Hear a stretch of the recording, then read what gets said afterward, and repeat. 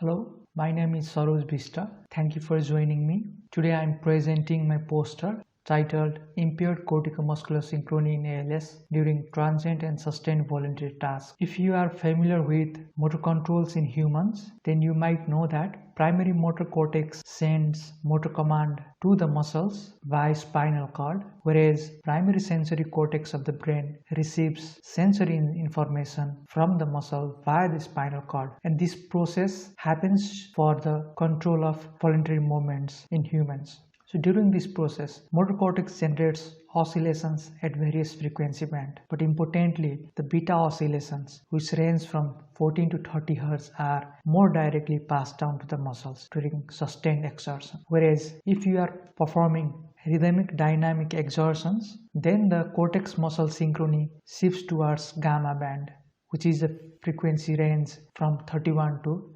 97 Hz.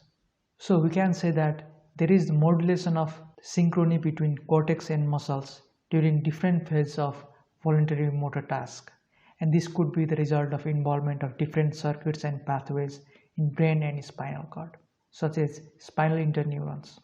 The spinal interneurons acts as a neuron filter during the sustained phase of a motor tasks, and these spinal neurons are affected in ALS. So we hypothesize that the neural networks engaged during both transient and sustained phase of voluntary motor activity are affected in ALS, and the associated abnormalities in cortex muscle communication can be quantified by using cortico-muscular coherence, CMC in short. Cortico-muscular coherence is a statistical tool that can be used to quantify the strength of communication between brain and muscle signals while performing voluntary tasks. It is the frequency domain correlation between brain and muscle signals. For this, we recorded high density EEG signals from 128 channel EEG device and 8 bipolar EMG signals from 18 ALS patients and 17 age-matched healthy controls. During the recording, the participants were performing isometric pincher grip between thumb and index finger of right hand by squeezing a force sensor. The participants were instructed to increase the force from 0 to 10% of maximum voluntary contraction at their preferred pace. And this phase of the task is the transient phase. And they were instructed to maintain the force at 10% of maximum voluntary contraction for 5 seconds. And this phase of the task is sustained phase. You can see that from this force profile.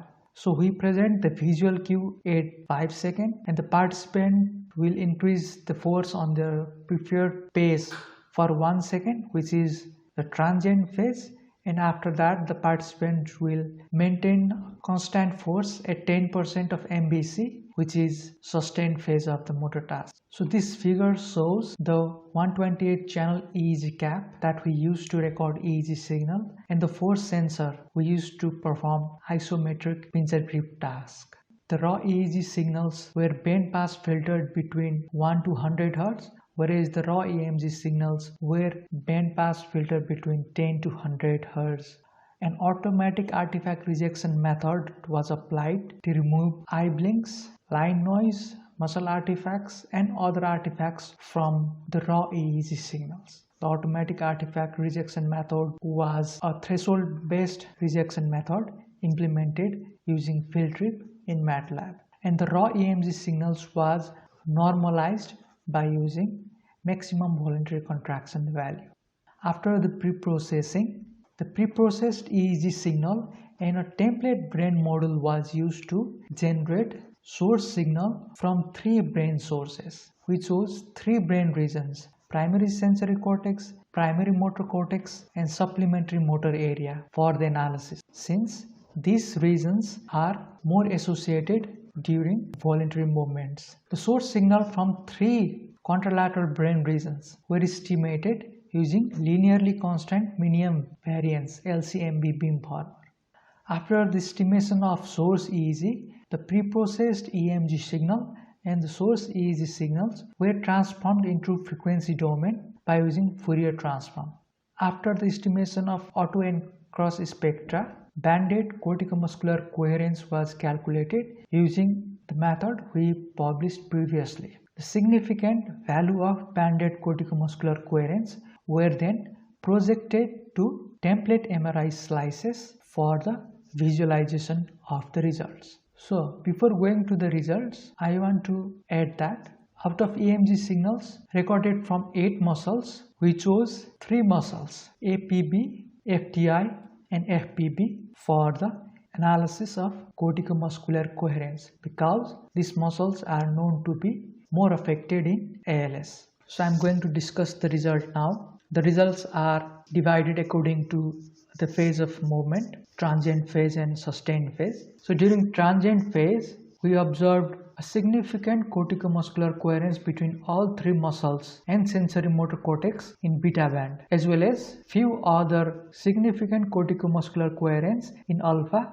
gamma and theta band. Whereas in case of ALS, we observed significant corticomuscular coherence between all 3 muscles and sensory motor cortex in gamma band. There were other significant corticomuscular coherence between few muscles and sensory motor cortex in other frequency band, but gamma frequency band was dominant in ALS. Similarly, in case of sustained phase of voluntary motor task, control shows significant corticomuscular coherence only in beta band, whereas ALS showed significant corticomuscular coherence between all 3 muscles and motor cortex in beta band as well as in other frequency band.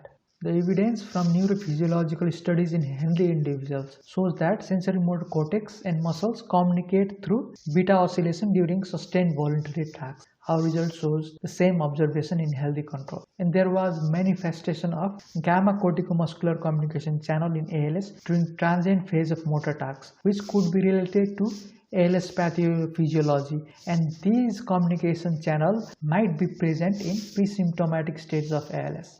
During sustained voluntary tasks, the corticomuscular communication channel were manifested at lower frequency band, and the reason behind this could be due to impaired spinal neuron inhibitory circuit in ALS. So we came to the conclusion that ALS-specific impairments can be detected during transient and sustained condition of the motor tasks, and the motor network abnormalities detected by corticomuscular coherence have potential to be used as biomarker of network disruption in ALS.